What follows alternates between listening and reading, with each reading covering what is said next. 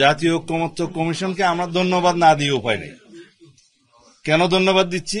যে অবশেষে তারা তাদের প্রক্রিয়া কার্যক্রম সমাপ্ত করতে পেরেছেন। দ্বিতীয়বার ধন্যবাদ দিচ্ছি যে তারা জাতীয় ঐক্যমত্য প্রতিষ্ঠার বদলে জাতীয় অনৈক্য প্রতিষ্ঠার একটা প্রচেষ্টা গ্রহণ করেছেন। ডেন্টিস্টের পরামর্শ নাও নতুন কোলগেট অ্যাক্টিভ সল্ট। আজকে যেটা সবচেয়ে জাতীয় গুরুত্বপূর্ণ বিষয় সেটা কি? জাতীয় ঐক্যমত্য কমিশন তাদের সুপারিশ সরকারের কাছে পেশ করেছেন।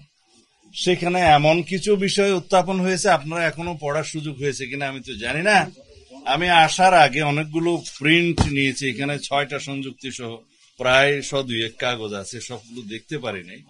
এখানে দেখতে দেখতে আমি যেটা দেখলাম, জাতীয় ঐক্যমত্য কমিশনকে আমরা ধন্যবাদ না দিয়ে উপায় নেই। কেন ধন্যবাদ দিচ্ছি? যে অবশেষে তারা তাদের প্রক্রিয়া কার্যক্রম সমাপ্ত করতে পেরেছেন। দ্বিতীয়বার ধন্যবাদ দিচ্ছি যে তারা জাতীয় ঐক্যমত্য প্রতিষ্ঠার বদলে জাতীয় অনৈক্য প্রতিষ্ঠার একটা প্রচেষ্টা গ্রহণ করেছেন। আমার মনে হয় যা কিছু প্রস্তাব ওখানে দেয়া হয়েছে, আপনারা যদি সেটা দেখেন তাহলে আপনারা দেখবেন যে জুলাই জাতীয় সনদ যেটা আমরা স্বাক্ষর করেছি, সেই স্বাক্ষরিত সনদের বহির্ভূত পরামর্শ বা সুপারিশ বহির্ভূত অনেক আদেশের যে সংযুক্তি সেটা সংযুক্ত করা হয়েছে। জুলাই জাতীয় সনদ 84টি দফা সম্ভবত, সেখানে বিভিন্ন দফায় আমাদের এবং বিভিন্ন দলের কিছু ভিন্ন মত আছে, নোট অফ ডিসেন্ট আছে, সেটা পরিষ্কারভাবে সেখানে উল্লেখ করা আছে যে এই সমস্ত নোট অফ ডিসেন্টের বিষয়গুলো রাজনৈতিক দলসমূহ যারা দিয়েছে তারা যদি নিজেদের নির্বাচনী ইশতেহারে উল্লেখপূর্বক ম্যান্ডেট প্রাপ্ত হয় তাহলে তারা সেইভাবে সেটা বাস্তবায়ন করতে পারবেন। সেটা এই প্রিন্টেড জাতীয় জুলাই সনদের যে বই এখানে পাবেন, সমস্ত দফায় দফায় যেখানে যেখানে নোট অফ ডিসেন্ট আছে সেখানে আছে। অথচ বিস্ময়কর ভাবে আজকে যে সংযুক্তিগুলো দেয়া হলো সুপারিশ মালার সাথে, সেখানে এই নোট অফ ডিসেন্টের কোনো উল্লেখ নাই। এবং গণভোট আয়োজনের ক্ষেত্রে তারা অবশ্য 2টা অপশন রেখেই বলেছেন যে আগে অথবা পরে হতে পারে, সেটা সরকার বিবেচনা করবে, হয়তোবা রাজনৈতিক দলসমূহের সাথে আবার আলোচনা হতে পারে। এখানে একটা নতুন বিষয় সংযুক্ত করা হয়েছে যে সংবিধান সংস্কার পরিষদের নামে একটা আইডিয়া এখানে সংযুক্ত করা হয়েছে, যেটা আগে জাতীয় ঐক্যমত্য কমিশনে কখনো টেবিলে ছিল না, আলোচিত হয়নি, এ বিষয়ে কোনো ঐক্যমত্য হয়নি। আমরা জানি আসন্ন যে নির্বাচনটা হবে সেই নির্বাচনটা হবে জাতীয় সংসদের নির্বাচন। জাতীয় সংসদের সংসদ সদস্যগণ নির্বাচিত হবে। এখন সেই সংসদ সদস্যদেরকে যদি সংবিধান সংস্কার পরিষদের কার্যক্রম পরিচালনা করতে হয়, সেটা তো জাতীয় সংসদেই সিদ্ধান্ত নিতে হবে। এখন জাতীয় সংসদে কি সিদ্ধান্ত নিবে সেটা তো আলোচিত হয়নি জাতীয় ঐক্যমত্য কমিশনে। এবং এই বিষয়ের কোনো সুপারিশ বা এ বিষয়ে কোনো আলোচনা না হওয়ার পরেও এই সুপারিশ মালার মধ্যে হঠাৎ করে যে পরবর্তী জাতীয় সংসদ একই সাথে সংবিধান সংস্কার পরিষদ হিসেবে কাজ করবে, এই সিদ্ধান্তটা ওনারা আরোপ করতে পারেন না, চাপিয়ে দিতে পারেন না। দ্বিতীয় হচ্ছে, জাতীয় সংসদ নির্বাচনের মাধ্যমে কেবল জাতীয় সংসদ গঠিত হওয়ার কথা, সংবিধান সংস্কার পরিষদের জন্য তো কোনো নির্বাচন হচ্ছে না। নির্বাচন তো হবে জাতীয় সংসদের জন্য। নির্বাচন কমিশনের কনস্টিটিউশনাল ম্যান্ডেট কি? সাংবিধানিক যে ম্যান্ডেট নির্বাচন কমিশনের, সেটা হচ্ছে জাতীয় সংসদ নির্বাচন অনুষ্ঠান করা আর রাষ্ট্রপতির নির্বাচন অনুষ্ঠান। এখন জাতীয় সংসদ নির্বাচন অনুষ্ঠানের মধ্য দিয়ে কেবল জাতীয় সংসদই তো গঠিত হবে, এখানে তো সংবিধান সংস্কার পরিষদ গঠিত হবে না। হ্যাঁ, আমরা যে গণভোটের প্রস্তাব করেছি সেই গণভোটের মধ্য দিয়ে এই জুলাই জাতীয় সনদের বাস্তবায়নের পক্ষে জনগণ যদি সম্মতি দেয়, সেটা জনগণের একটা সার্বভৌম সম্মতি হবে, অর্থাৎ পরবর্তী জাতীয় সংসদ এবং সংসদ সদস্যগণ সেটা বাস্তবায়ন করার জন্য বাধ্য থাকবে। সেটা হচ্ছে জুলাই জাতীয় সনদ। কিরকম? যেইভাবে জুলাই জাতীয় সনদ স্বাক্ষরিত হয়েছে ঠিক ওইভাবে, যেভাবে ঐক্যমত্য প্রতিষ্ঠা হয়েছে ঠিক ওইভাবে, উইথ নোট অফ ডিসেন্ট। এখন যে সমস্ত প্রশ্নগুলো আমি দেখলাম এখানে বলা হয়েছে, আপার হাউসে অর্থাৎ উচ্চ কক্ষে নিম্ন কক্ষের প্রাপ্ত ভোটের আনুপাতিক হারে আসনের মধ্য দিয়ে উচ্চকক্ষ গঠিত হবে, এইরকম তো কোনো সিদ্ধান্ত হয়নি।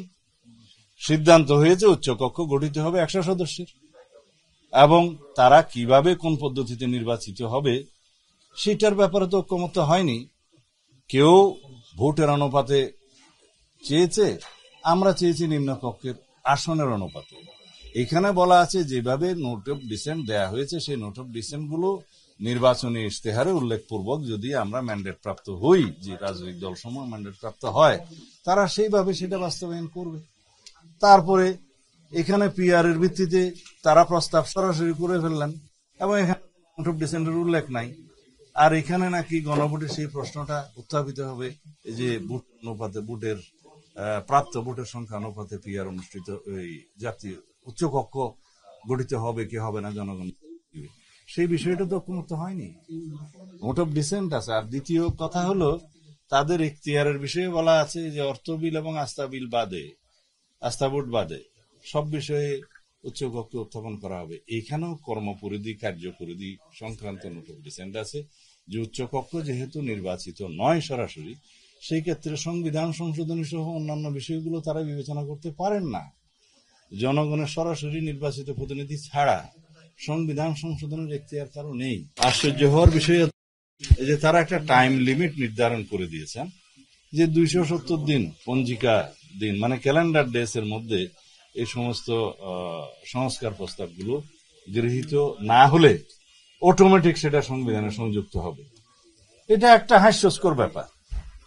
সংবিধানের কোন বিষয় সংশোধিত হওয়ার পরে এটা একটা আইন, সেই আইনটা পার্লামেন্টে যথাযথভাবে পাশ হওয়ার পরে যখন স্পিকার সই করে রাষ্ট্রপতির কাছে দিবেন, রাষ্ট্রপতি সই হওয়ার পরে সেটা তখন আইন হিসেবে পরিণত হবে, সেটা সংবিধান সংশোধন হোক বা অন্য আইন হোক। অটোমেটিক এটা পরীক্ষায় অটো পাসের মতো কোনো বিষয় তো সংবিধানে থাকতে পারে না। এগুলো কিভাবে সুপারিশে আসলো আমি জানি না। তাছাড়া এই তাদের সংযুক্তির গুলোর মধ্যে একটা কলামে আমি দেখলাম যে সমস্ত আর্টিকেল গুলো সংশোধিত হলে গণভোটের ব্যবস্থা আছে, সেই গণভোটের ব্যবস্থার মধ্যে সেটা পরবর্তীতে সংশোধন হওয়ার পরে গণভোট হইতে হবে। রাইট দিয়ে ওখানে আমরা কয়েকটা প্রস্তাব দিয়েছিলাম, সেগুলো সংযুক্ত হয়েছে। কিন্তু এইখানে তো এই সমস্ত ইটারনিটি ক্লজ গুলো তো এখানে আছে, বেসিক ক্লজ গুলো তো আছে, সেগুলো তো আমরা প্রস্তাব করেছি সংশোধনে নেওয়ার জন্য। তারপরে আর কোনো গণভোট লাগবে না, আর একটা জায়গায় প্রস্তাব করছে যে পরবর্তী কোনো পদক্ষেপ লাগবে না, অথচ একটা ক্লজে বলছে লাগবে, আর একটা সুপারিশের মধ্যে বলছে লাগবে না। এগুলো তারা কেন খেয়াল করেন আমি জানি না। সংবিধান তো রাষ্ট্রের সর্বোচ্চ আইন, এই আইনগুলো সংশোধনের ক্ষেত্রে এবং সুপারিশের ক্ষেত্রে সর্বোচ্চ সতর্কতা অবলম্বন করা উচিত। আইন আনুক সাংবিধানিক প্রক্রিয়ায় আমরা জাতীয় সংসদ নির্বাচন ইনশাআল্লাহ পাবো, আমরা এটা আশা করি। এই অন্তর্বর্তীকালীন সরকারের অধীনেই আগামী নির্বাচন হবে, সেটাও আশা করি। সুপারিশ যা দেওয়ার দিয়েছে, আমার মনে হয় জাতীয় ঐক্যমত্য কমিশন নিষ্কৃতি পাওয়ার জন্যই কিছু সুপারিশ দিয়ে তারা কার্যক্রম সমাপ্ত করতে চেয়েছে।